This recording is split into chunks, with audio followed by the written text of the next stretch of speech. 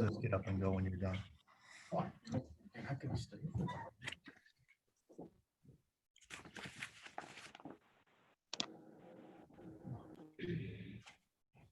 Hey Dale, this is Ashley. We have a quorum, so I guess you can start whenever you're ready. We're just actually, I think, missing Councilwoman Brown.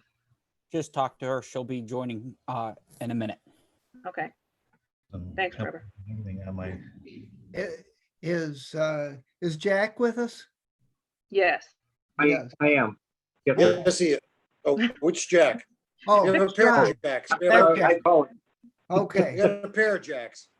okay. Parajack. Jacks, that's enough to open. It is, Just did but not trips to win. You have to have trips to win some games. Trevor, could I ask in advance, if you haven't already opened screen sharing, could you do that? I know that. That would be occasionally Janine. Janine will have to do that. Oh, I'm sorry. I apologize. Screen share is already enabled. Thank you. Okay, Janine, we are good to go. Is that correct? Yes, Dale. Okay, I would like to call to order the Finance and Budgeting Committee meeting for Monday, July 27th, 2020, and ask the clerk to please call the roll. On the roll, Mr. Miller, Here. Mr. Tuma, Here. Ms. Simon, Here. Mr. Gallagher,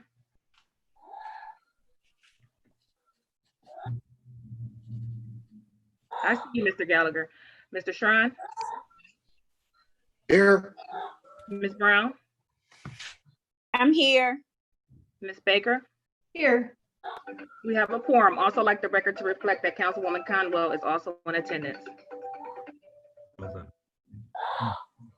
Okay, thanks very much. And for the record, is Councilman Gallagher here? I couldn't tell. I'm here.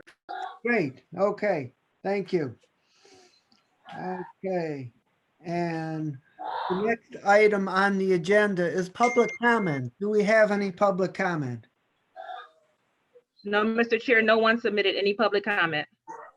Okay, great, thank you very much. The item number 4 on the agenda is to consider the minutes of the meeting from July 13th. Do we have a motion? I'll make that motion, Nan Baker. Second by Brown. sign. Okay. Okay, we have a motion from Councilwoman Baker and a second from Councilwoman Simon to approve the minutes as presented for July 13th. Any further discussion? Hearing none, all those in favor say aye. Aye. Aye.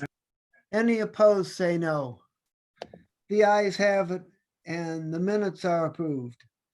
And item number 5 under legislative matters referred to the committee. We don't have any of those today, and we have 2 discussion items.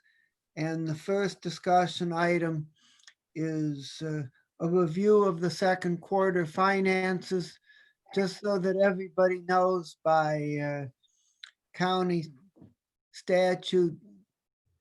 Normally, the second quarter report would not be due until August 15th, and we don't have the final report, but the administration was able to put together a preliminary report, which I believe you're going to find quite helpful in giving us a better understanding based on actual results completed through June 30th as to where the county stands and how the current pandemic is affecting our financial operations. So I would turn it over to Director Chambers and/or Director Parfiowitz to make that presentation. hey, thank you, Councilman. We're going to share our screen and pull up our file real fast.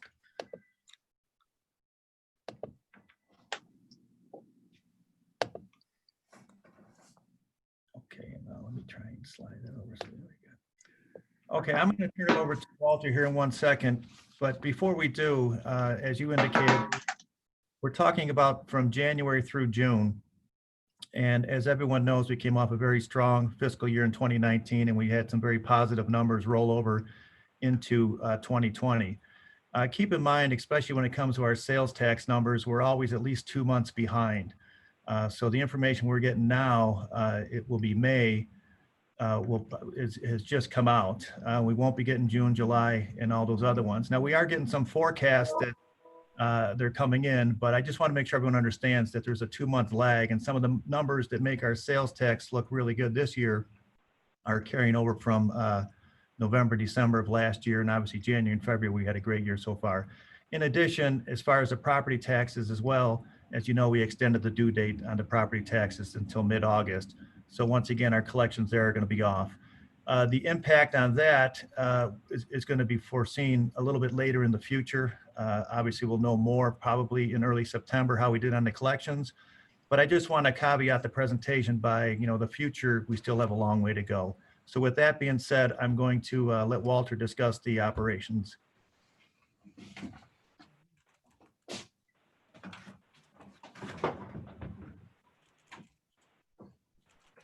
Okay, good afternoon, everyone. Again, Walter Parfiowitz from the fiscal office.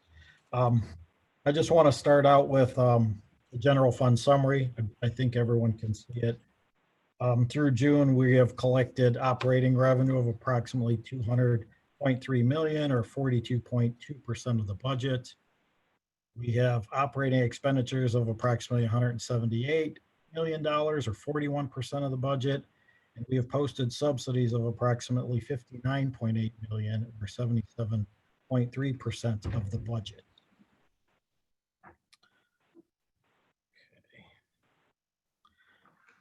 The next slide details our operating revenue by budget line. So here what we're doing, we're comparing 1/2 of the budgeted revenue to the actual revenue received through June. So overall, we have collected approximately $200.3 million in revenue, or $36 million, 15.5% less than the budget. The block to the right details half of our reduction assumptions associated with COVID-19.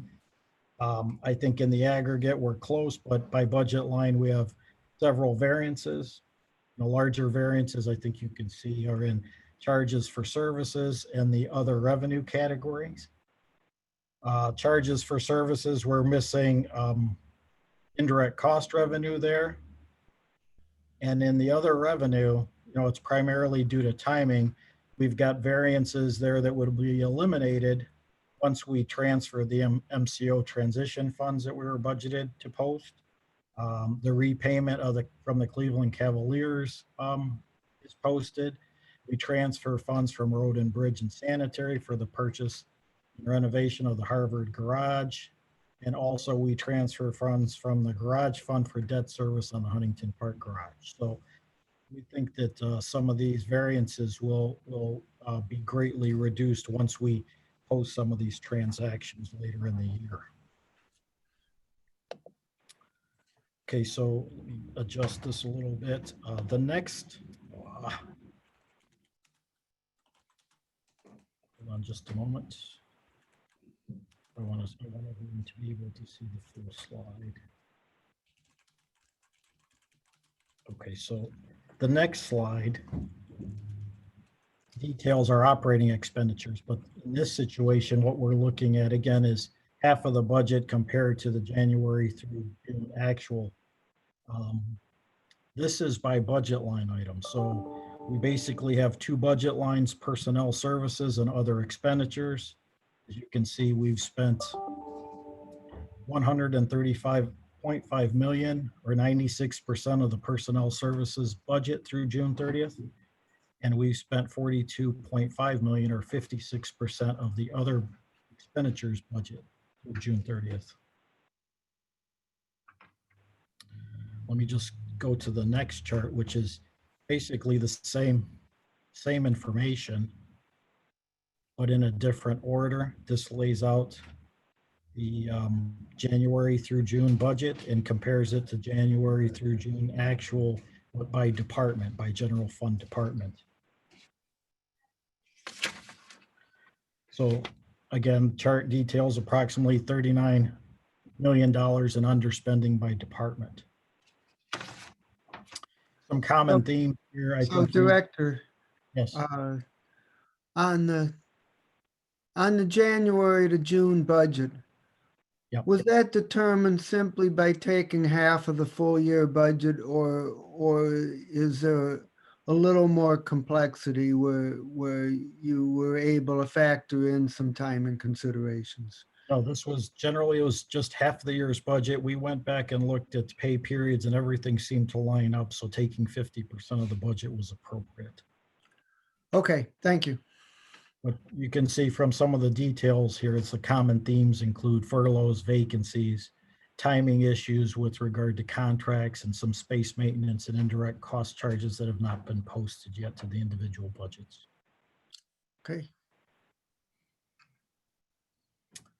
So next we'll move on to the Health and Human Services Levy Fund. Again, same format, but slightly different approach. It doesn't really benefit here to take a look at this on a half year to reduce the budget by a half year. So what we have through June, we've collected operating revenue, and it's primarily property taxes of $123.8 million, or 50.7% of the budget. And that we've posted 78.9 million, or 31.9% of subsidies.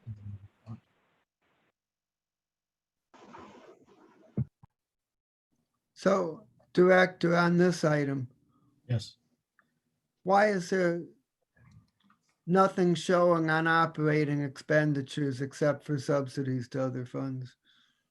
They're all of the departments that receive subsidies. We don't have true operating expenditures in the Health and Human Services Levy Fund. You'll see from the next slide, the one coming up, it will detail all the subsidies, $247 million.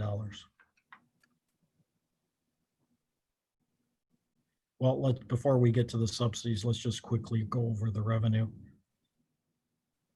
We're comparing 2020's complete budget to the actual revenue collected through June. So once again, we collected operating revenue of $123.8 million, or 50.7% of the budget. There too, we have the block to the right that details our reduction assumptions that were associated with COVID-19. You see the largest variance here is in other governmental revenue. It's primarily due to the timing of the state homestead credit. Typically, we receive 2 deposits each year, one in June and one in September. This year's deposit is not posted yet. Just to give everyone just a reference point, last year we received $6.8 million in the month of June in 2019 and $6.8 million in September 2019. So Director, Yes. Since the first half, property taxes being pre-COVID-19 essentially came in on target, that would mean that the second half collection would have to come in almost 20% below target in order to bring about an overall 10% reduction, which seems unlikely. Would you agree with that? I do agree with that. I think you'll see that we'll adjust those in our projections when we issue the mid-year report. Okay, thank you. You're welcome. Mr. Chairman, Yes, Councilman Gallagher. Walter, just wondering where the 10% came from the general fund. I believe back in April, you predicted over 70 million loss in sales tax, which was about 50 million off. Kind of a big swing and miss. How is this not going to be another swing and miss? What are you basing this on? When we prepared our projections, our reduction percentages back during the first quarter, we were projecting a 20% reduction to annual sales taxes, and we were projecting 10% reduction to all other revenues, including the property taxes. Same situation here. We just used 10% across the board. As Councilman Miller said, the first quarter property taxes, when we prepared our projections, we just didn't have a good sense yet of what that was going to be. Now that we know that it will not be, that 10% overall is not going to be a good factor, we will be making an adjustment there. And Mike, did you have Yeah. something you wanted to add? It- Just real quick too, as Walter indicated, the 10% was all others. I know from the very beginning, the state auditor has even said with the local government fund to expect drastic cuts.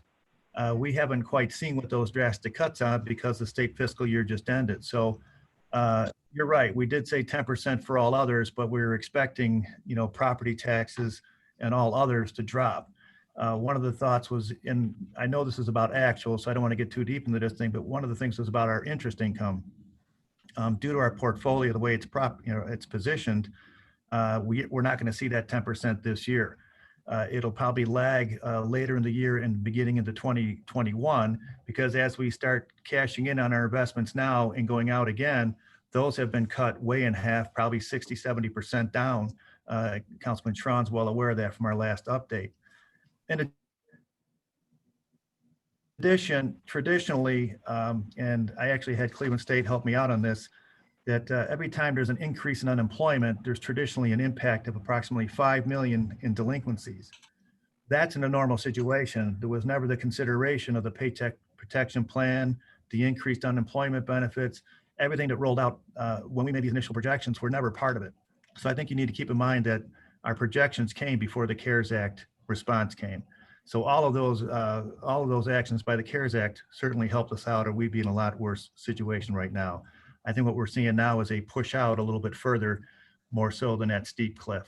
So, and the same thing with the sales tax. Every increase in sales tax had a corresponding increase. Every increase in unemployment had a corresponding response to the sales tax dropping as well. So that's all I wanted to add to that. But our goal was the sales tax was 20% and everything else was 10, some being higher, some being lower. It just seems to me that back when these projections were made, the council questioned them. And it sure looks like our questioning of those were legitimate, should have been listened to, they weren't. The county made substantial movements with furloughs, layoffs, and whatnot. I just have a hard time with that, randomly going on numbers that are picked out of thin air, which these were, because we questioned that.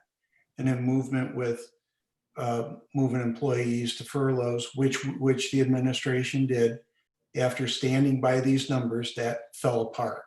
I continue to question these numbers. I know things are going to get bad.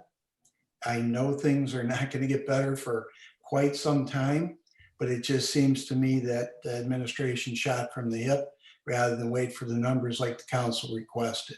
So going forward, I would hope that the administration and yourself would start listening to council. We're not all stupid. We kind of know what we're doing. We're on the streets. We're representing the people, and the people are questioning what's going on here. And I'm disappointed with somebody that misses a mark that substantially. You missed it by 66% because you picked it out of thin air, to my opinion, justify layoffs and furloughs. Now, Senator Kennedy from Louisiana is supposedly putting in the next bill that's gonna go through to allow us to use local government funds more across the board. Hopefully that happens. And then I think we're gonna have another discussion, if indeed that does happen, on what we're gonna do with these furloughs and everything else that we shot from the hip on numbers from thin air. But be watching. Thank you. To amplify just a little bit about the federal legislation,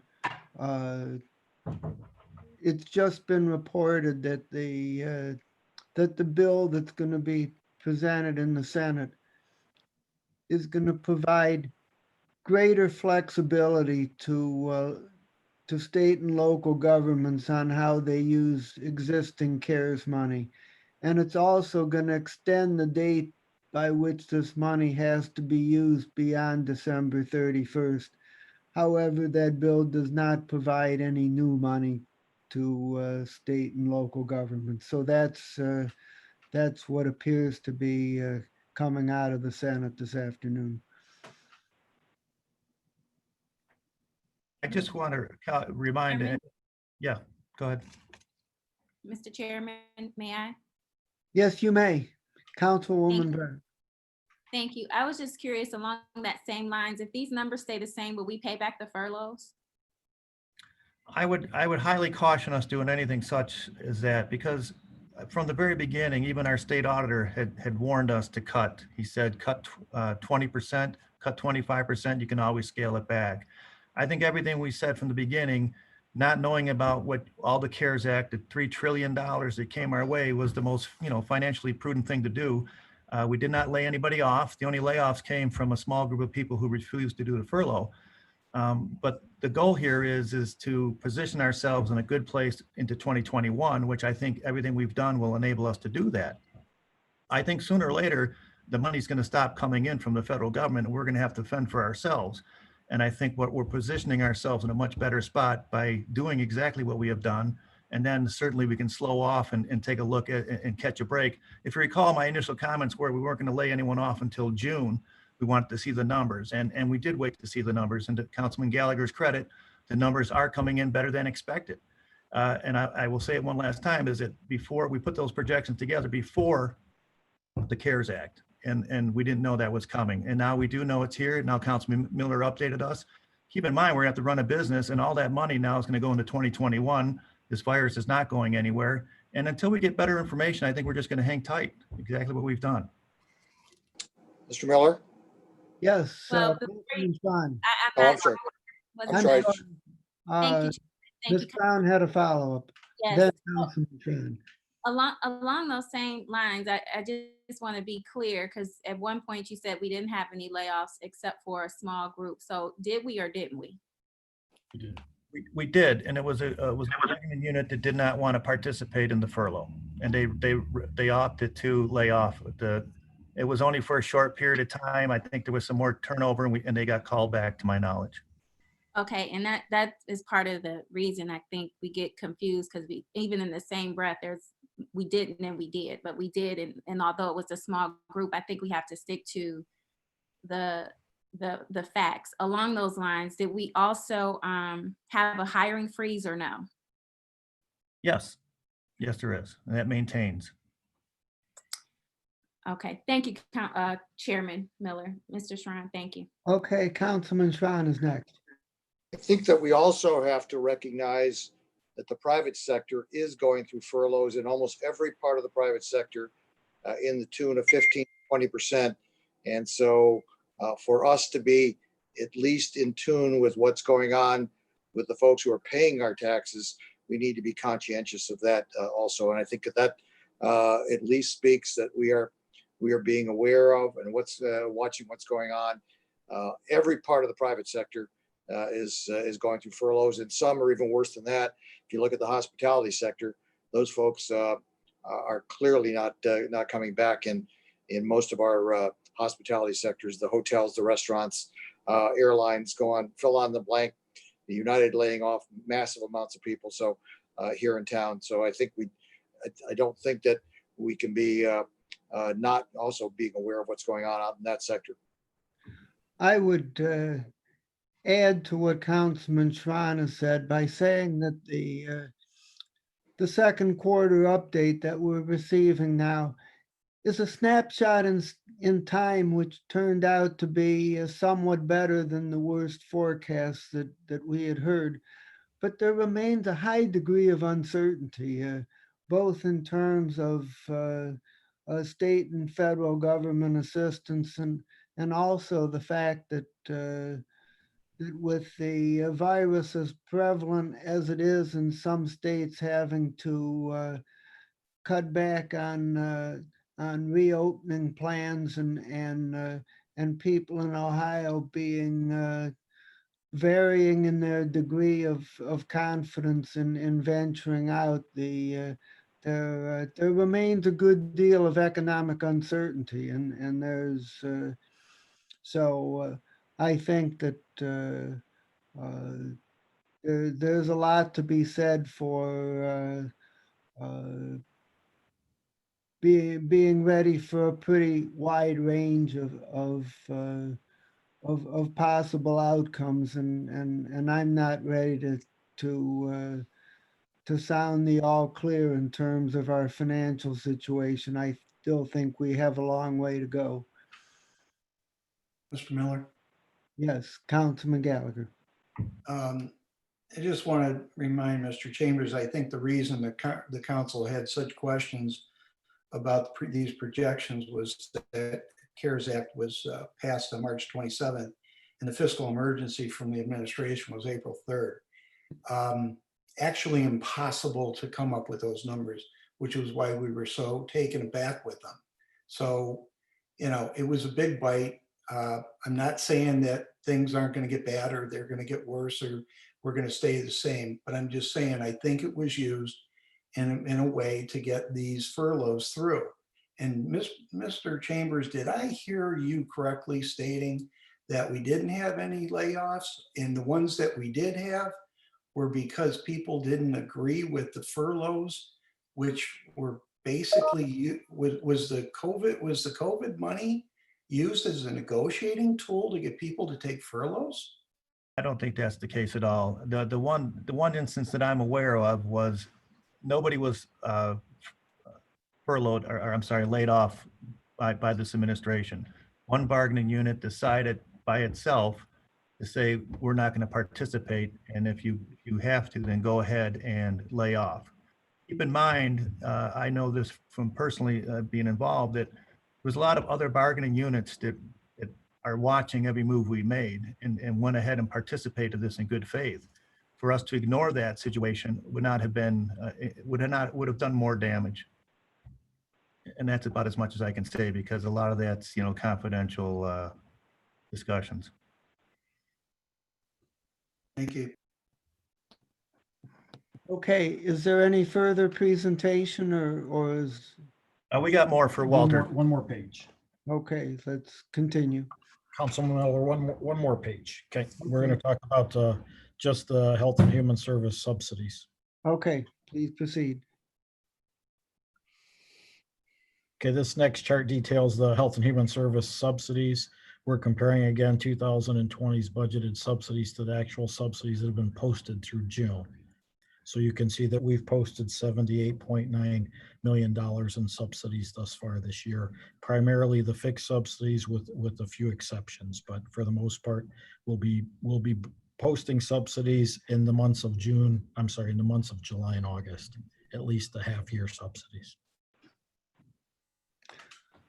Okay, I would like to ask my colleagues if they have any further questions about the second quarter update. No. Okay, hearing none, before we close this portion, I would just like to make everybody aware that that around November 8th is when we're going to start the process of the mid-biennial budget review, where we update the 2021 budget. It's the shorter of the two biennial budget processes, and so we should get the report from the administration at the time of the first council meeting in November, and we'll have until the council meeting in December to review that, and so this will be a good opportunity to do some planning for 2021, and so Mr. McAleer and I have drafted a schedule for that process, and it's being reviewed by the council leadership now, and so we hope to have that circulated in the next little bit. So with that, hearing nothing else, I would thank the directors for the update on the second quarter. It does give us a better understanding of where we stand at this time, and we'll be watching closely what happens in Washington over the next 2 to 3 weeks, and I'm sure by the time we come out of the council recess, a lot more will have happened, and hopefully we'll have even a better knowledge of where we stand than we do now. So now we will continue on to part 2 of today's program, which is the ERP update. I would call on Mr. Ryan. Yes, sir. I'm going to go ahead and share my screen here, hopefully.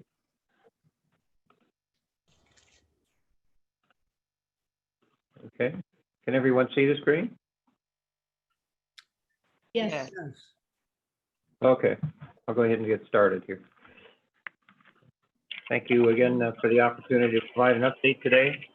I want to start with just a discussion about what do we have going on with the ERP project currently right now, because there's a lot of activity going on simultaneously, and I think it's worthy of mention. First of all, we have a major update to all the financial modules in the Lawson system. It affects virtually every aspect of the fiscal implementation, of the financial implementation. It's a set of patches that have been installed, and the team, that was done last week, and the team is testing through that for the next 2 to 3 weeks. And that's a major activity. There's some improvements and fixes in that module that are very important, and we're required to take that before we implement payroll in order to make sure that we have both current support from Infor and the latest information installed for payroll.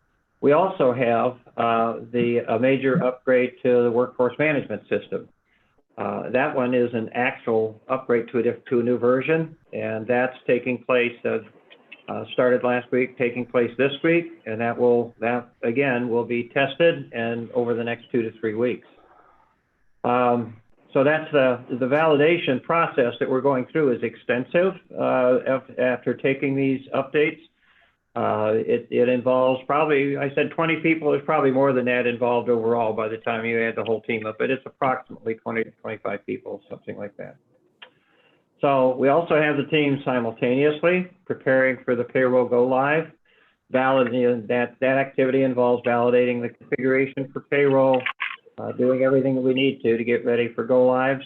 Same thing for workforce management, which a lot of preparation is going for.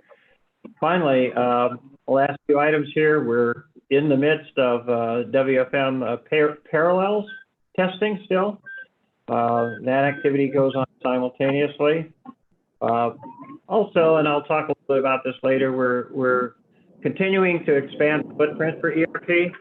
As we had said we were going to do, I think we're now in the midst of doing that in several areas, not the least of which is expansion of the GHR, Human Resources module to 10 non-executive agencies, and looking at expanding the accounts payable capability to the first of 3 non-executive agencies, followed by many of the agencies after that. So we'll talk a little bit further about that later.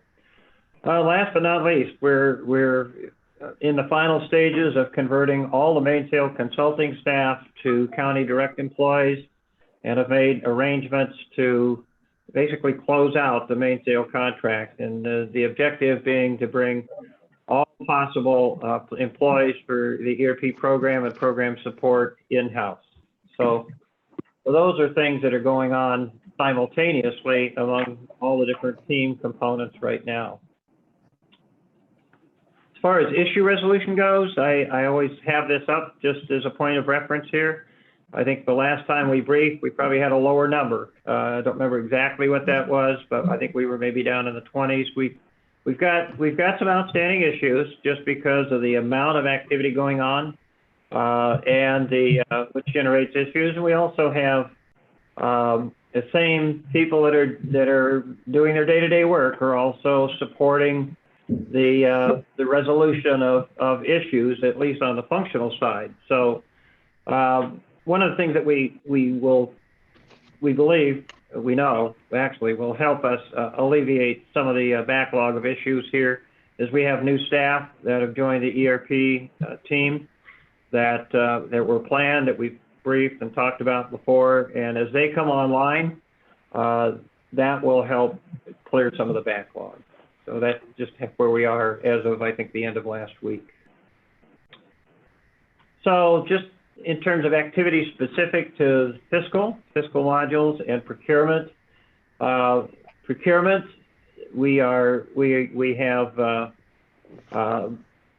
completed a set of changes to the procurement module for contract management and strategic sourcing. That's the SSCM designation there on the right top row.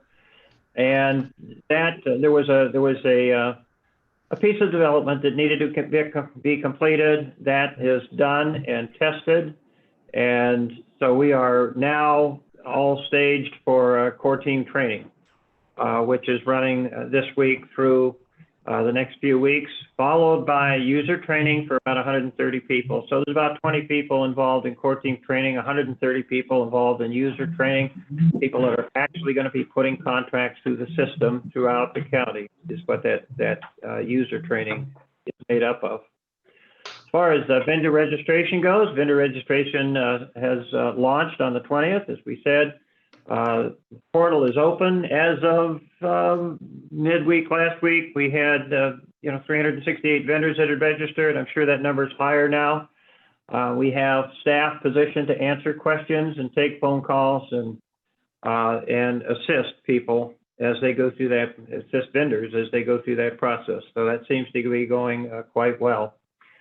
We have we've completed the core implementation for accounts receivable and billing and grants management and asset management, the bottom two items here.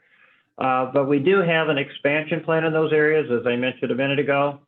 And that is being worked through by the team in terms of the specific schedules. And we can discuss that a little later as well. We do have details of the schedules in case we don't discuss them in detail here. They are included in the slide deck at the end in additional materials. So in terms of fiscal accomplishments, the top one is huge, I think, for the fiscal department.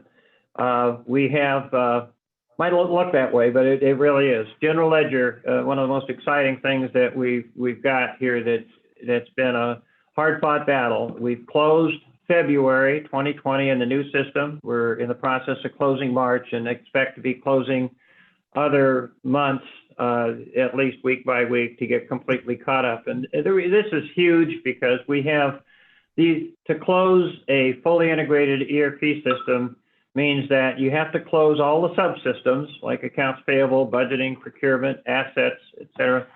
You have to close all those systems and have them totally in sync, all the books balancing on the subsystems before you close into the main system. And that's a huge accomplishment and a feather in the cap of the fiscal department. I can't emphasize that enough. I know it's been a long time coming, but they'll pretty rapidly catch up the February, from February forward to the end of June here and July. So they're very confident in that at this point. I know we had some issues that we briefed on before that have all been resolved at this point. Okay. Mentioned the accounts payable expansion by agency. Again, that's all together. We have the potential to expand to 23 non-executive agencies. The first three agencies, planning, are BODD, Adams Board, and VSC, or VSC. Right now, we've got some targeted go live dates. We are reviewing those to make sure that we have all the right stuff in place. So those dates may move a little bit, but the point is the team is working through this expansion. This was previously, I think, referred to in some of my briefings as fiscal all agency or GL all agency. What it really is just this is the area where we can get a lot of benefit by expanding out that accounts payable capability, and it essentially stop a lot of the paper from coming into headquarters and allow these agencies to do their own work, but also have access to all their own data. So this will be a major thing for them. It's not, we don't have to modify the system to do this. What we have to do is make sure we have all the right training in place, make sure that the agencies have a subject matter expert selected from their staff that'll help lead that effort and that we can work and coordinate with. So this is a major thing. For payroll and workforce management, the last time I briefed the group, we had 7 key things that we had to accomplish to be able to move forward. Those things are done.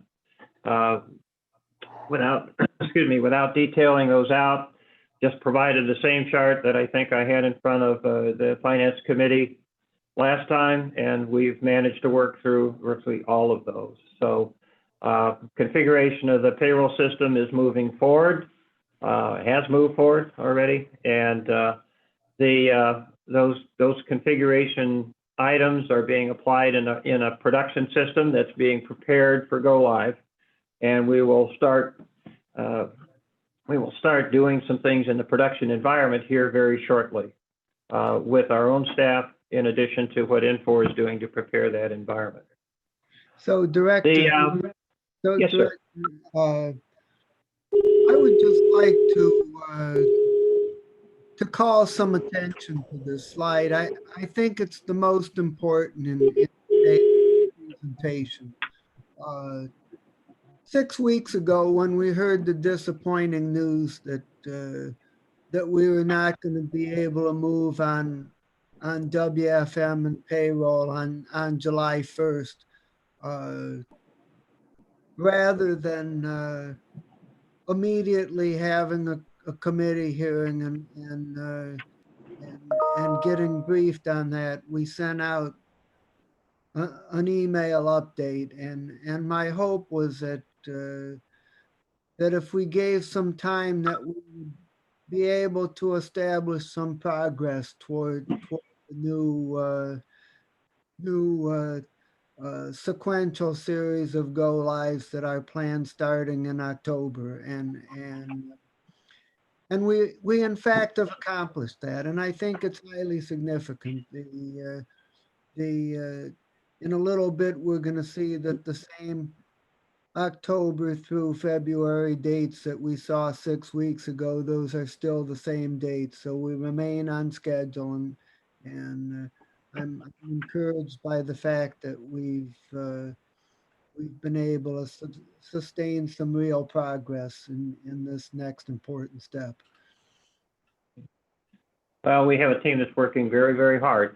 A lot of effort went into this, including a lot of overtime and focus by everybody on the team. And I always want to point out the fact that the same team that's doing all of this, a lot of the configuration work, is also running payroll every other week. They run a payroll here. So a lot of this work is done with really over and above effort by everybody. So I'm very pleased with that. We're never done until we're done here, but we've got a good start on this schedule at this point. I appreciate your comments, sir. This is the chart that I had up at that point in time. Well, I think the last time we briefed here, just in terms of identifying where we are, and then we'll take a little bit deeper dive into a couple pieces here. So the preparation for configuration freeze is occurring. That's some of the stuff we just looked at. There's also a major effort underway for garnishments that is on target here. Got people assigned that are working that, and we've taken changing the approach to running as far as parallels go, from running just one giant parallel before we turn over to running some individual parallels along with each staggered group. So that is a bit of that'll change this schedule when we get that fleshed out, and we'll be able to distribute that out to everybody. It's not reflected over here in the Gantt chart yet, but it will be very shortly. So at current activity focus for the payroll team, really this preparation and configuration freeze, just to put a little bit more detail behind this. Our requirements have been wired down at this point, line 2 there. So that's reading that there's a check mark for that one. And I think all the design approval changes have, they have been done. And unit testing of the new configuration is on target. There's still testing that needs to be done, but now that we've turned a lot of that over to Infor, that unit testing by them is underway and I believe on target. We'll get the system back and do some additional testing, realizing that we're also testing, as I already mentioned, we're testing a lot of payroll changes in conjunction with just the patches that we took to the Lawson system. That's done in the test system, not in production, obviously. So the WFM upgrade is underway and on target, as I mentioned. Patch bundles we've just finished talking about. So this is how these pieces actually lay out in the project schedule right now. So a lot of activity, a lot of accomplishments, a lot more to be done. Just some other planning details around payroll. I think I've already talked about most of these at this point, just at least in the immediate task focus section there. Just some team moves that I think are significant for the payroll team. We've been supplementing the fiscal payroll team with 3 people that are going to be embedded in the payroll group. There's 2 consultants. Full-time are 2 that were converted off the main sale contract and are being brought in-house by the county as direct contractors to the county, saving the county some money. And then we've got 1 new county payroll person that was hired to fill that slot on the ERP team that's been vacant, and he just joined us last week. We're also supplementing the HR payroll staff with an additional person. Again, one of a direct county employee that is on the ERP team that's embedded with HR to work that area. And then we're supplementing the HR payroll with a WFM team member, a spot that was vacant. As we get closer to WFM testing, or not close to it, we're in the middle of testing, but as we get closer to deployment for WFM, that person will be fully engaged to assist Pat Smock and his team. So, and we've got some additional project management support that we're going to, now that we're in some areas of fiscal moving more into a training mode, we're going to bring a project manager that's been critical to that area, Connie Geddes, and we're going to focus her on payroll to assist in making sure that we have everything fully coordinated in the payroll area. So these are all good moves that will allow us to continue to focus. This is the same schedule I showed you before, as Councilman Miller mentioned, and we're staying with that schedule. So I'm not going to dwell on that, but that's where we are in terms of the overall schedule. This next slide, it's just a slight modification. It's just a high-level picture of the payroll system, and I just want to point out here that what was not on the slide before is worth mentioning. Down this area outlined in red here is that the team is working through the best way to bring the labor distribution information over to the new budgeting system for Walter and his group. And we've got some design options there that we're working through, and we'll be getting back to Walter and the OBM team on exactly how that's going to work here. But so that's an area that was omitted before that I think is worth mentioning to this group. So this is sort of the complete picture, at least at a high level, of the pieces of the payroll system. So a lot of moving parts here in this system, fairly complex implementation. So this was the addition from the last time I had this up. Last but certainly not least, there is a deployment to GHR non-executive agencies that's in the process of being executed. Expect to have that done no later than the end of August. And what this allows non-executive agencies to do, there are 22 targeted for this rollout. It allows them to maintain their own employee data and also to be able to get access to that data that they need instead of making a phone call into HR or sending an email. So this will both allow them greater flexibility and give them more capability in those agencies, and will also alleviate workload within the HR department. So I think this is going to be a critical thing. And this is, again, there was a modification to the system required to do this. It was and that was to create a security role that properly limits and maintains the privacy of employee information so that agencies can look just at their own data and maintain just their own data. So that's been completed, save one small change, update that we have to do to that role. And so we expect to keep on target for this. Any other questions before I move into ERP finances? Let me stop for a moment. What? If I may Hearing ask, none? I was on mute, I'm sorry. Yes, ma'am. Councilwoman Baker, please Thank go. Thank you. The deadline for finishing is still the February deadline, even though we have moved the payroll and workforce management from July to October and squeezed those months tighter. The end result is the same, and you don't anticipate any issues because of that tighter deadline of moving those parts together in a shorter amount of time. You won't be back to us to prolong from February into more of 2020. No, ma'am, not anticipating that. I think the one clarification that I did have was that last pay period in February gets paid in March. So you'll see a March reference when you look at some of the schedules. But right now, our goal is to stay on target. And one of the things that I wanted to point out was that what we've allowed for is we've allowed some time, either 4 weeks in some cases or 6 weeks in others, between the implementation cycles here.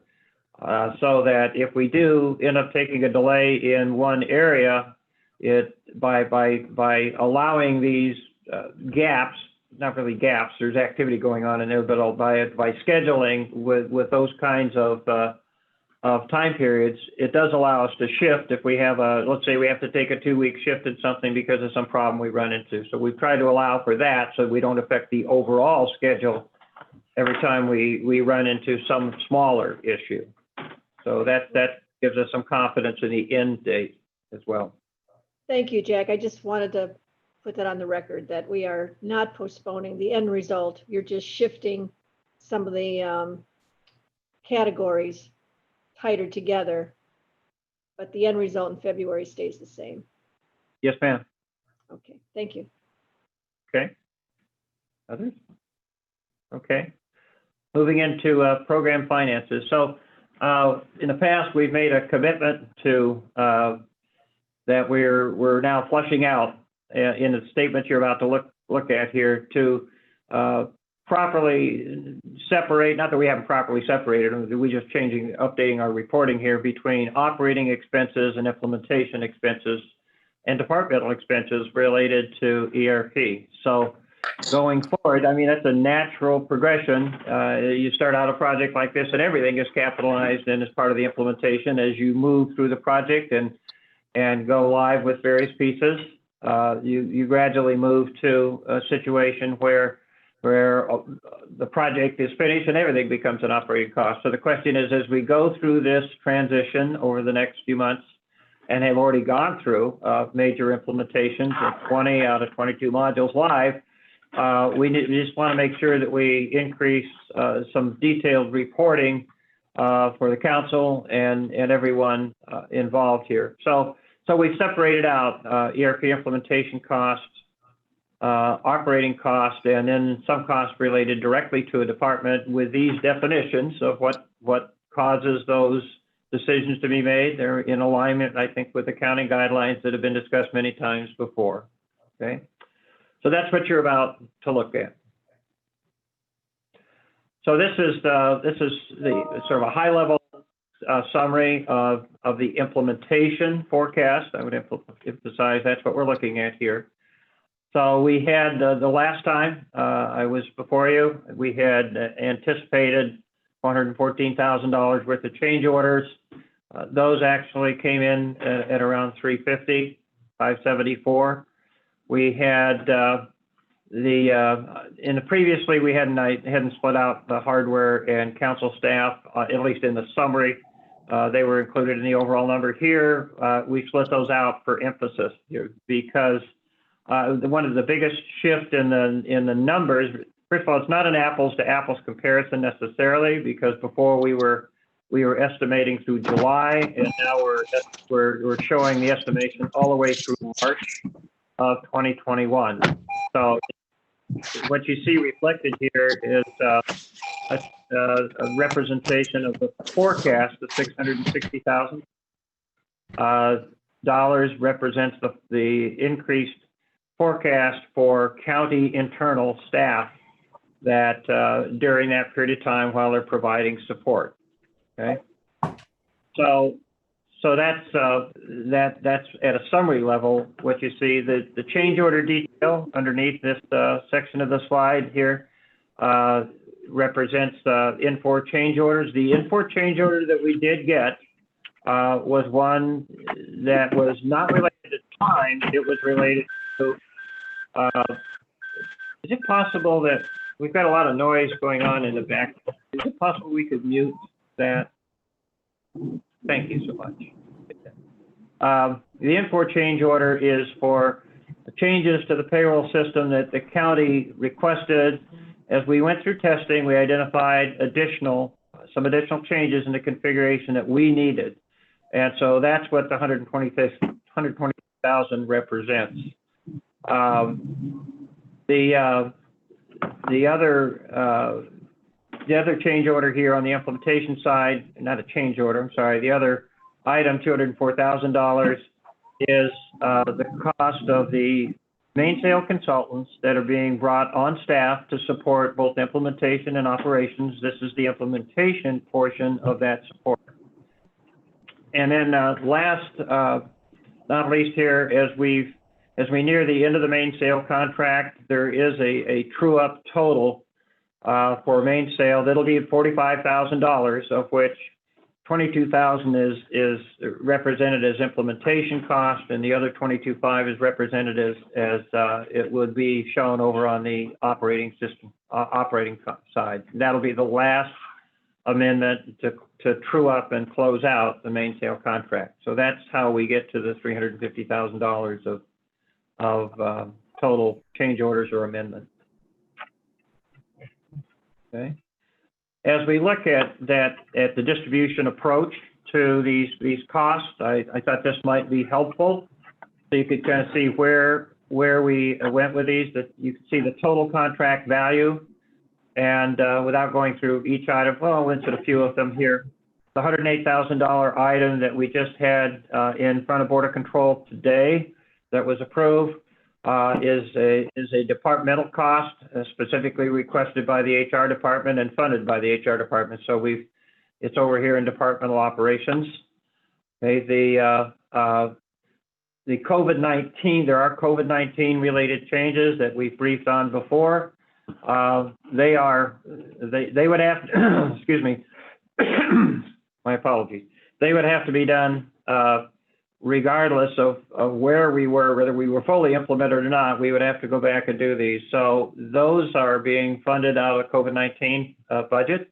And so they're separately reflected here, but wanted to show them here for visibility and transparency, of course. And then those county required changes are actually part of the implementation budget, so they're showing in that column here. The mainsail direct contractor numbers are here. So this portion, there's a portion of these that are implementation related that, I think I'm getting an echo here, not sure why, but there's a portion that are implementation related that are shown here appropriately. And then there's another section of these that are part of operations. The reason I show these numbers here over in contingency is this, that these contracts that are now going to be direct county contracts are time and materials not to exceed contracts. And the anticipation here, as I've said and as I've mentioned in the notes underneath here, is that the goal and the anticipation is we may be able to roll some of these consultants off sooner. And if we roll them off at either 7 months for the 2 individuals or 5 months for another person, then we would, if that happens, we would not actually spend this $246,459 in that column. And so I wanted to display it that way so you could understand the thinking and the goal that we have in mind here. The goal is to take the county employees that we have put on the ERP team and make them as self-sufficient as possible. And this is, I thought, a way to represent that would hopefully be explanatory for everyone. Any questions on this slide before I move on? Because I think this is key to how we split things across implementation and operations budget. Anyone? Okay. This slide just represents the closeout strategy for the main sale contract. And what this represents is that there's only 2 individuals that are going to remain on the contract through August, and that we would convert everyone else that I've already mentioned. That's key, the people outlining here. All those folks would be converted by the end of July, and there'll be border control items coming through for those individual direct contracts. So this is how we make the change here at this point. I would point out that when we first looked at this, I had briefed that I thought the closeout for the main sale contract was going to be somewhere between $60,000 and $80,000, and assuming that we can get everything else to border control properly and on time, and I think we're running close on that, but those are all being worked here. We will come in at a $45,000 closeout, as I mentioned, as opposed to $80,000. So we at least, I think, met or come very close to cutting that about in half. So, okay. I'm not going to take a deep dive through this, but I wanted to point out a couple of things here, unless there's specific questions related to this. So we're continuing to report the current implementation change history, just to highlight where changes occurred. And I've already talked about, I think, most of these, if not all of them already. So this format will continue to be reported. We haven't changed our basic reporting format here. The next one up is so this is the implementation costs, just as you've seen them displayed before. Okay, but then and here in a similar format are the operational costs, and we'll from this point forward, starting effective June with statements as of the end of June 30th, we will continue to report implementation and operational cost, as well as that distribution matrix, so you can see what's happening each time, and hopefully that's clear for everybody looking at financial statements from us. So that concludes at least the financial portion of the discussion. Do I have any questions on finances this time? I have one question, Chair, if I may. Nan Baker. Yes, please Yes. proceed. Okay, so back on that slide that we didn't have a question on, but I just wanted maybe an overall question for implementation costs. As we start moving and transitioning to the implementation costs and we do less with the project costs, over time, we should see that the cost of implementation, because the reason for doing the ERP was to save money and be more efficient and do more with what we have. will we be comparing year to year as we go on to see that the ERP system is actually saving us dollars? We're able to do more with the dollars we have because of the implementation of applying what we're doing now and setting this up. Yeah, with the financial statements you're looking at wouldn't reflect that properly. What they reflect is let me back up. I think you have maybe two questions in there. One, we will see a transition of cost from implementation to operations. That will occur. So we'll continue to have an operations budget here, even after the project closes, right? Right. The second part of that question is how do we best reflect productivity? And that's a different report. There are plans to report that. We haven't done any of that up to this point, but there's some ways to do that we certainly plan to do. We don't have any of that in this presentation. That's a separate reporting thing. To look at cost comparisons and cost savings. And I think an important part of this going forward is how do we go about we put the right organization structure in place, which is part of the next portion of the slide deck here. Put the right organization structure in place so that we're looking at where we get benefits, how we identify those, and how do we track that we're completing things that will continue to provide not only cost saving but productivity benefits for the county. So that's sort of the next phase of tracking the ERP implementation post go live. I don't know if I answered your question properly. It did. I guess I'm just a little cautious about, and it's good that we're getting off the services from outside the county and we are focusing on hiring inside the county and getting everyone trained to be able to move forward. All that is good. But as we hire more people, because more is needed to make sure that the ERP is correctly implemented, I'm just asking in the big picture of things. And I guess what you just said is we won't know until we actually get 100% on ERP, everybody's in place, and we can start tracking, are the costs higher now in the county to move forward than they were before we got started? And even if they are higher, is the efficiency better, or are we able to do more with the money, or things like that? Right. And I think a lot of what I'm sorry, I didn't mean to interrupt. No, go ahead. I think I'm sorry. Go ahead. I'm finished. I'd like to hear an answer. Okay. Yeah, I think putting a key to what you're talking about is making sure we put the proper performance tracking measures in place. And we have not started that process to put those in place yet. But that's one of the things that we need to do as part of our next phase here, is make sure that we have those in place so we can see that.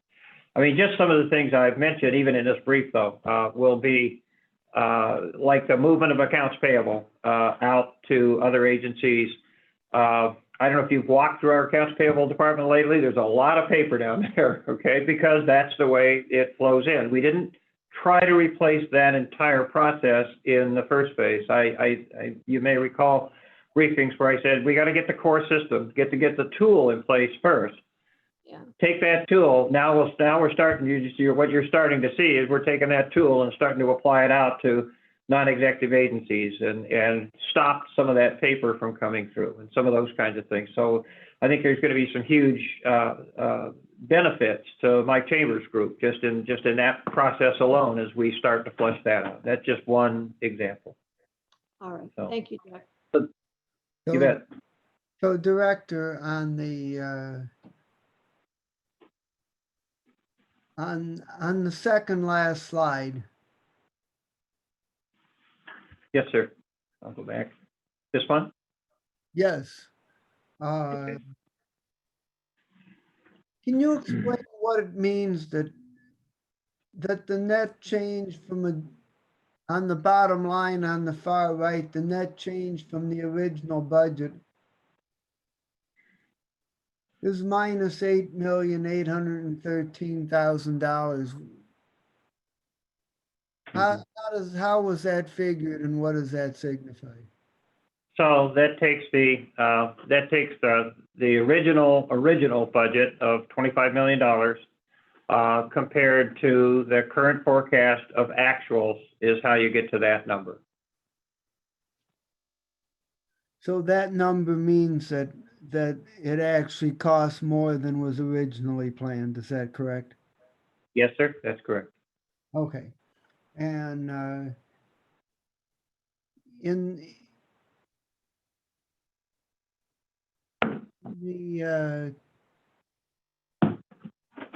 the in this chart and the next one, in these items that have under backfill support, can you explain?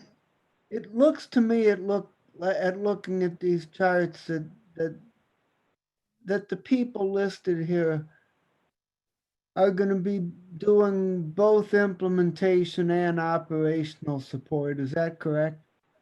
Yes, sir, that is correct. So this is our forecast of how that time is split. For example, if I was to take our two payroll consultants that we have that we're converting over from main sales right now.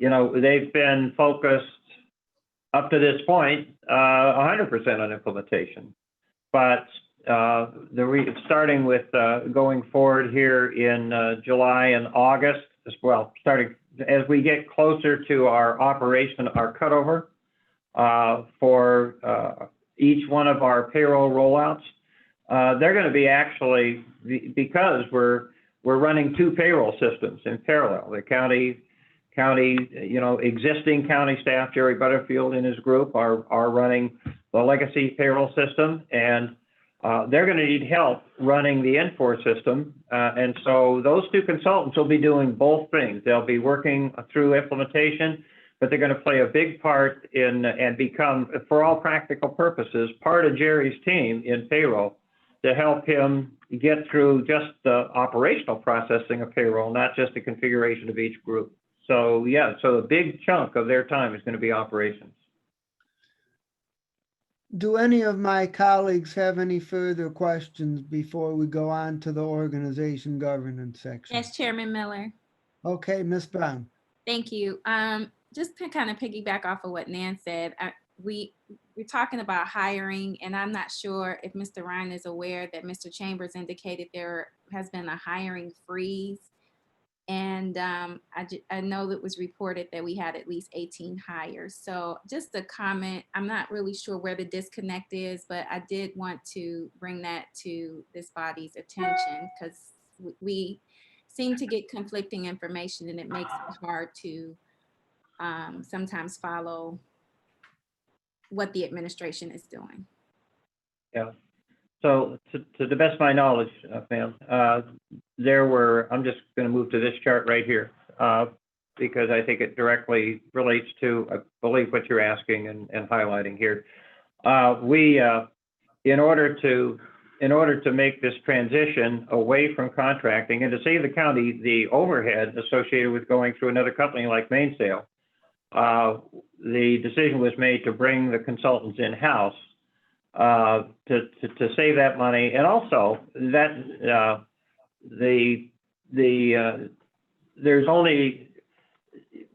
there's county employees that we've hired. That's what's represented on this chart right here. That we didn't have an ERP support team as such. So what you have is you have county employees that are doing double duty in a lot of cases, supporting the ERP system, as well as doing their day-to-day job on that system, or in some cases on some other system. So the idea here was to beef up that ERP team so that we can do that support and county employees can get back to doing their primary day-to-day activities. So that's what you see there. It was the exception, I suppose, to the hiring freeze because we have to finish this project out and it has to be turned over to county control as quickly as possible. I don't know if that helps answer your question, but that was the one exception, I think. I'm not privy to whatever other exceptions there might be to that, but that was the one exception, and it was identified, but maybe not highlighted enough. So, Thank you. Yes, ma'am. Okay. All right, so we have, moving to this chart, we have onboarded a number of people that we started out with a large group of candidates, and have narrowed that down to just the 5 people that we've onboarded. We've got a couple more to go to meet our goal, and that's actually going very well. Okay. One of the things I wanted to circle back on, and I just to answer your question, what's the governance structure look like, both as we transition more ERP more to operations, and I think council members are aware that I had accepted the position of deputy CIO. And so the question has arisen, what, 2 questions come out of that. Number one, what's the organization look like, or does it look different for both the ERP and the IT department going forward? And number 2, am I going to run away? Okay, I think, okay, that's so the answer to the second question is no. I'll be heavily involved, and I want to see this all the way through to the end, and you won't see any change in terms of who's reporting or my level of responsibility for this project.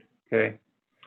The organization structure, as it relates to projects in general and ERP specifically, it's very similar to what I had up just a minute ago. But here's what I think we need to do in terms of structuring just the way we manage projects going forward. I think we have a well-functioning executive steering committee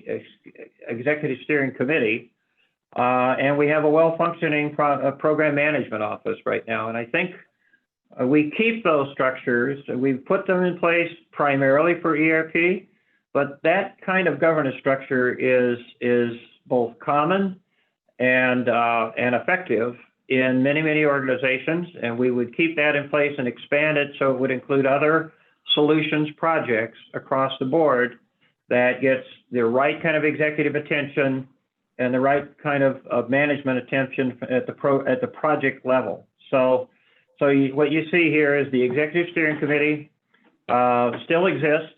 They're not in the line of organization, but they are a steering committee, and they meaning that they help set priorities in what they're doing or what the IT department is doing related to ERP and other things. Okay. The program management office oversights projects. So there is at least solid lines, or in some cases maybe dotted lines that I didn't represent here, to every single project that we have going on within IT. And so that's something that will drive that effort. Once the steering committee prioritizes effort, the program management office executes that effort with a variety of project managers, or maybe if something's big enough, it has its own program, but still falls within that office. Okay. So going forward, I mean, I think the little note that I have out to the left there simply says, we not only is my commitment firm, but people that are going to be in any of these positions, we expect to have that level of commitment. We want to do things in a structured way. We want to not only structure the organization, but structure the way that we're going to report out on these various projects to council and others. We expect accountability, and we'll probably bring to bear some new tools to get us a little more efficient about how we're doing some of the reporting here. And most important, I'm looking for people that are passionate about wanting to do what they want to do, what we need them to do, what the county constituents need them to do, and what the council needs them to do. So that's my thoughts on org structure, at least in governance structure at this point. I sort of summarized those comments in the last page, but really that slide is the last part of my presentation, and I would open the floor for any questions from anyone at this point. Mr. Miller? Councilman Sean. This is a marked change from what we saw the other day. And to me, this brings clarity to the line of authority, where it is. that you are no longer, based on the way I'm reading this, you are no longer a staff advisor. You are actually direct point of contact for this. Is that my correct interpretation, that you go right from Bill Mason right to you? Is that correct? Yes, sir. And you're no longer advising Bill Mason, what I saw in a draft form. You are actually the person who, the buck stops at your desk, the way I'm reading this chart. From everybody on that personnel chart flows directly to you. Is that a correct interpretation? That's a correct interpretation. Within my decision-making authority, I would never, obviously there's things that Bill Mason makes sole decisions on as well. Of course, but the way I'm reading this chart, it is not what we saw in the draft form the other day that was showing you reporting to Bill Mason and Bill Mason having all these people flowing to him. They are now flowing to you. Yes, sir. Thank you. Any other questions from my colleague? I have one question. Councilwoman Baker. Thank you. On the dotted lines that are there, example, the Executive Steering Committee, dotted line to you, and it is above you. If you had a difference of opinion with what the Executive Steering Committee suggested, and it changed what you thought should be done, how do you resolve that? I mean, would their suggestion override what you thought was for the ERP system? Well, that again, this could apply to ERP or anything else. If I'm not able to convince the Executive Steering Committee, and I feel strongly about it, my escalation, and remembering that the Executive Steering Committee is chaired by Bill Mason. The Program Management Office is chaired by myself. So if I had a disagreement with the Executive Steering Committee, then I would escalate to Bill Mason, and he's the chair, and Bill has a final decision-making authority on an escalation of that nature. All right, that's a good answer. And Andy Moles, I see, is next to you, but the bar is actually above you. So is Yes, ma'am. that line there actually, I mean, yeah, how does that relationship with Andy Moles and you, if you had a difference of opinion with him?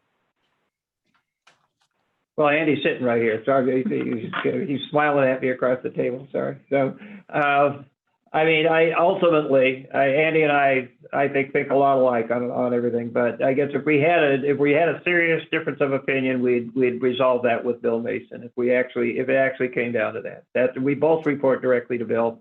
Andy has the entire infrastructure side of the organization, and I have the entire, solution side of the organization. And obviously we have to be in lockstep on things. But if we had to get something resolved, we'd go to Bill. And Andy doesn't have a higher authority than you do, given his line is above yours? No, it's just that those lines were just meant to consolidate up to Bill. His line is the same as mine. Sorry, I could have put them as two separate lines. I just didn't do that. Okay, good. Mr. Miller? Oh, I'm sorry. I thought you were done then. Just one more.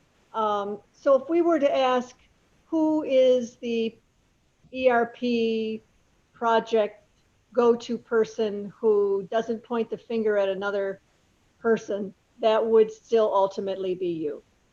Yes, ma'am. Absolutely. All right, thank you. I'm finished. Councilman Tron. Yeah, Nan, I think that you're misreading the way that flows. He is not above. If you just move that little slotted dash or the solid line from Bill Mason and put it right between the two of them in the center, that's probably a more, I mean, it's exactly what it is. He's not above him. It's just the way that little line looks like it. It makes it look that way. That actually splits the difference between those two.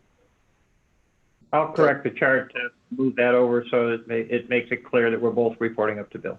Right. Thank you. Now, on the dash line from the executive committee, I still read that as a recommendation. Ultimately, if that's a hill you want to die on, that's still going to be your decision. It's not going to be the executive committee at that point.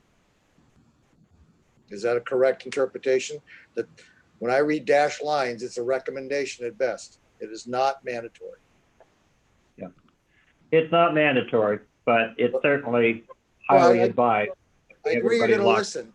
I understand listening, but Yeah. ultimately, you are the one, based on this, like Nan was saying, the buck stops at your desk. It doesn't stop at the executive steering committee.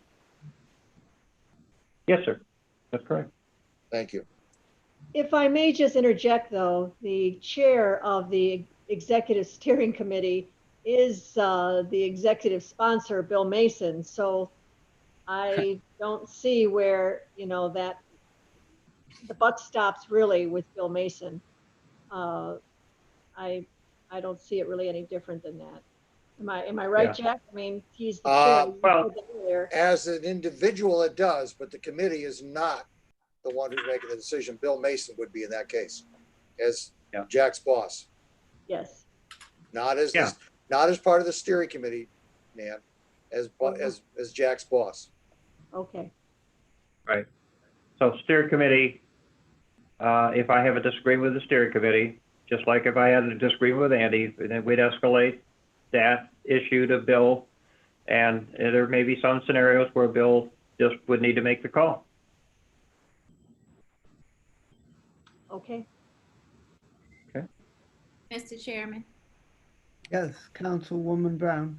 thank you. So, Mr. Ryan, you are, what is your new positions exactly? Deputy Chief Information Officer. So are we intending to replace the chief information officer? It looks like we're circumventing the process of appointing a chief officer. The decision on the CIO position is Bill Mason's, and I'm certainly not going to step in front of Bill. I'll leave him to answer that question. Okay. Is he But present? the decision that I'm sorry. Is he present? No, he's not present this week.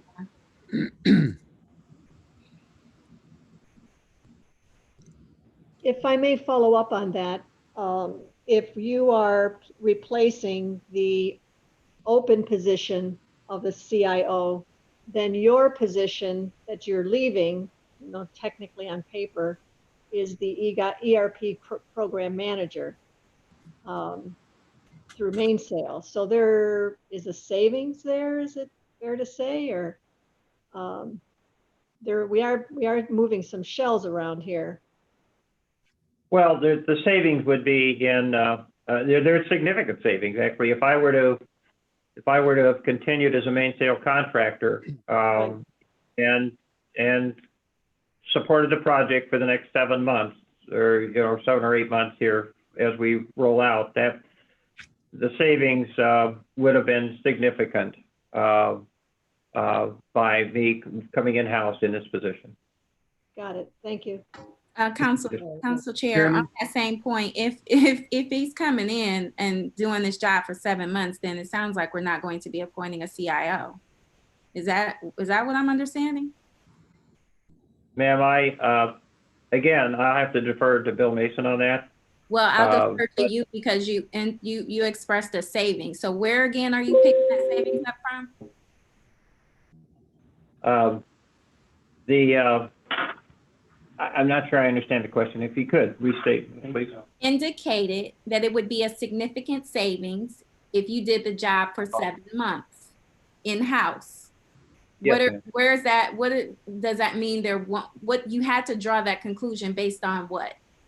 Oh, sure. I'm sorry. Now I understand the question. Sure. It's if I was to just stay with Mainsail as a contractor, then you're going to pay the Mainsail rate for me, which is significantly different than me being an in-house employee. That's the gap the difference that I was speaking of. So it still sounds like to me that we have 2 CIOs or co-deputies in place of 1 CIO, I guess. 2 deputies in place of 1 CIO is going to save us money, is what you're saying? So it's no, there's not two CI. The deputy positions exist regardless. My computer may run out of battery while we're talking. It won't kill the voice side of this. I'm sorry. those two deputy positions exist as part of the organization structure no matter what. So you don't take the two deputy positions and replace them with a CIO. The question is, with two deputies like Andy and myself, is a CIO over the top of us really necessary, or is that unnecessary overhead for the county?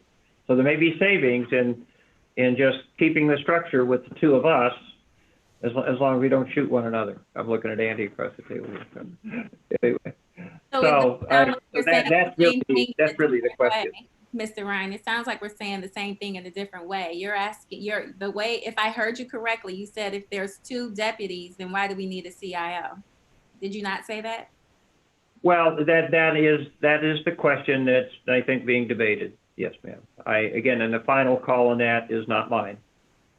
I understand. I'm not expecting you to make the final call, but I am questioning the protocol here because it seems like we're skipping over steps. But this is something we've experienced in the past. Okay, thank you for helping me out with that clarification. Sure.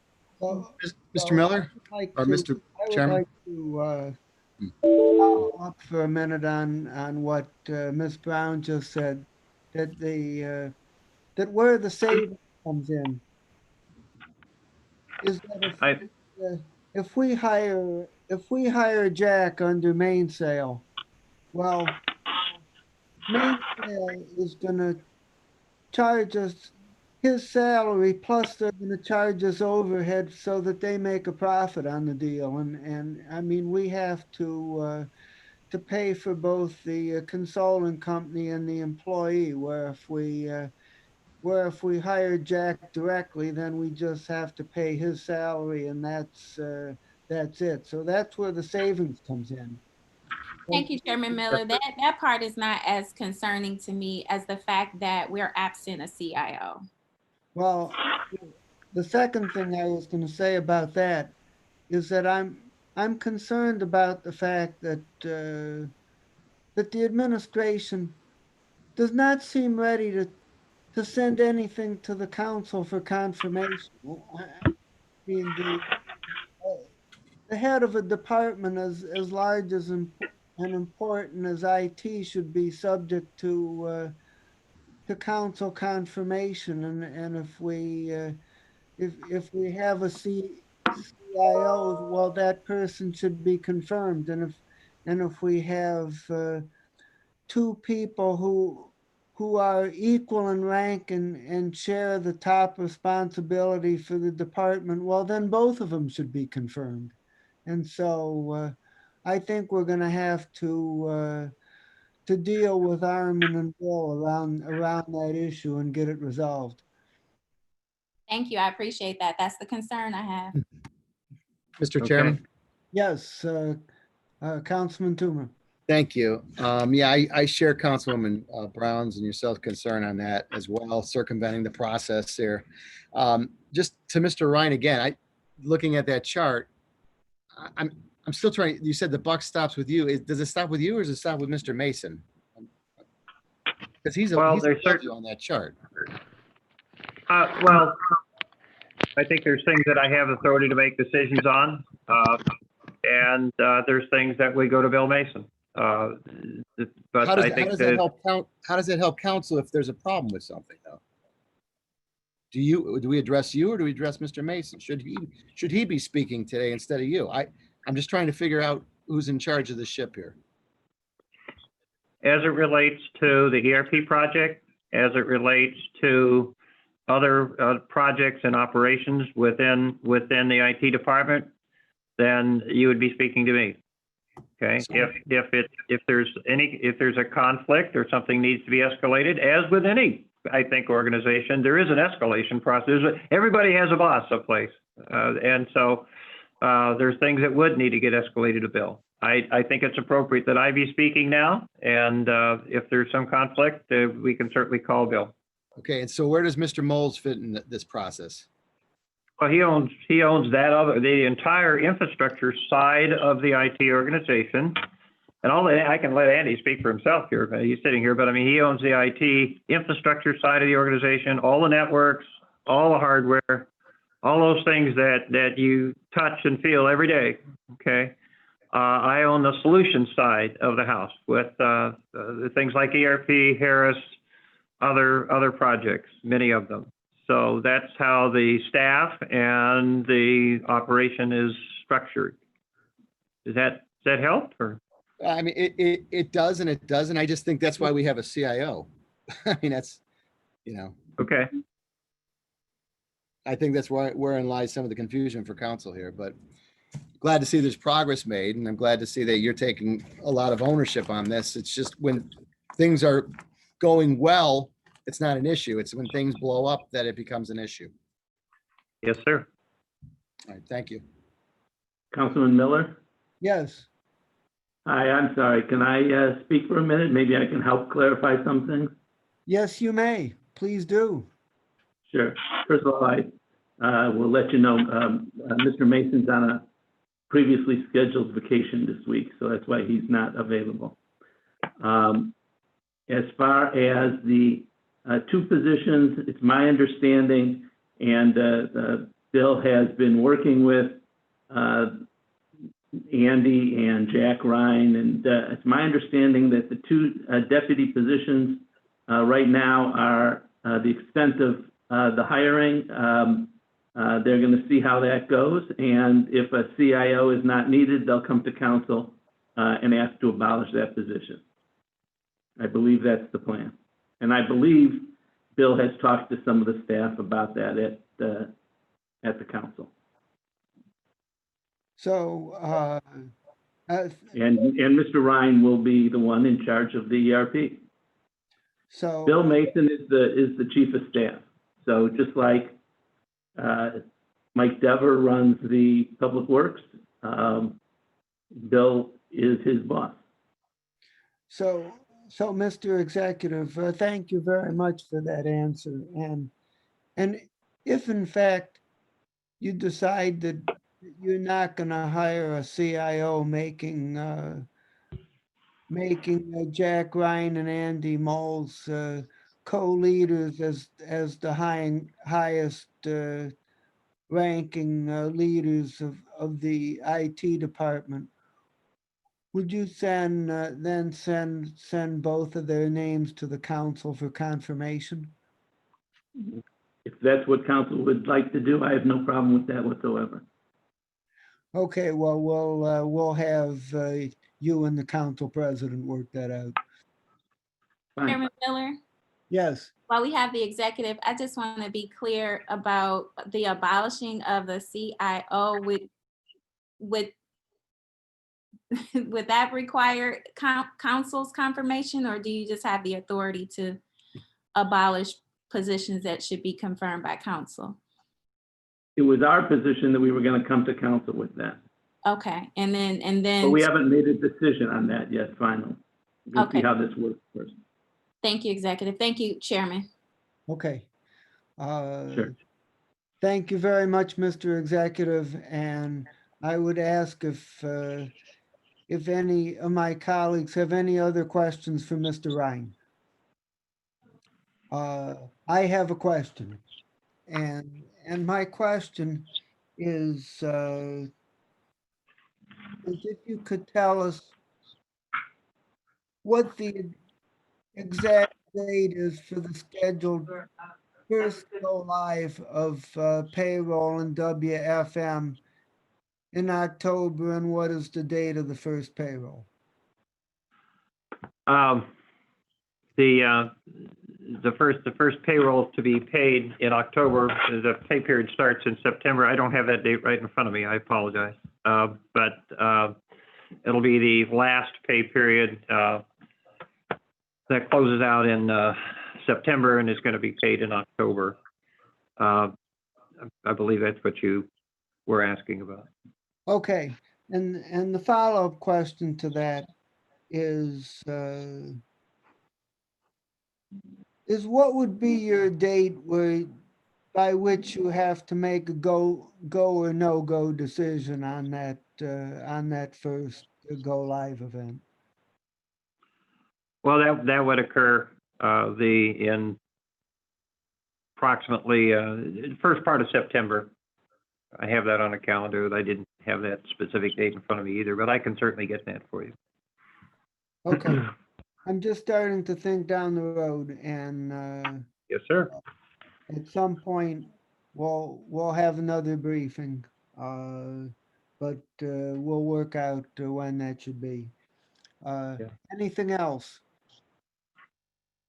Okay, hearing nothing, we thank you very much for the presentation, and by way of miscellaneous business, I would remind everybody that on this coming Thursday, the 30th at 1 o'clock, we have the committee of the whole session with Zig Berzins, our consultant.